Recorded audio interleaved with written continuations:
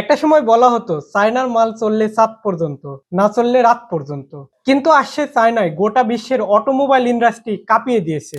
আপনি কি জানেন চায়না একা এক বছরে যত গাড়ি বানায় বিশ্বের 9টি দেশ মিলেও তত গাড়ি বানাতে পারে না। 1980 সালে যে দেশকে বলা হতো কিংডম অফ বাইসাইকেল অর্থাৎ সাইকেলের রাজ্য, আর সেই দেশই হয়ে উঠেছে কিংডম অফ অটোমোবাইল, যেখানে ইউএসএ, জাপান কিংবা জার্মানির মতো দেশগুলো চায়নার চেয়ে 30 বছর আগে এই ব্যবসা নেমেছিল, কিন্তু সেই চায়না আজ তাদের চেয়ে 30 বছর এগিয়ে গেছে। এই অবিশ্বাস্য সাফল্যর চাবিকাঠি হচ্ছে ইলেকট্রিক ভেহিকেল। চায়না খুব চালাকির সাথে ফিউচার টেকনোলজিকে আগেভাগে ধরে ফেলেছিল। 2024 সালে চাইনিজ কোম্পানি শেয়ার 26.6% ছাড়িয়ে গেছে। ভাবা যায় বিইউআইডির মতো ব্র্যান্ডগুলো টেসলাকেও টেক্কা দিচ্ছে।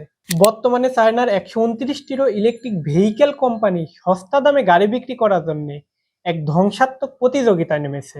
কিন্তু প্রশ্ন হলো, সস্তা দামের এই স্ট্র্যাটেজি দিয়ে কি চায়না আমেরিকার সুপার পাওয়ারের মুকুট কেড়ে নিতে পারবে?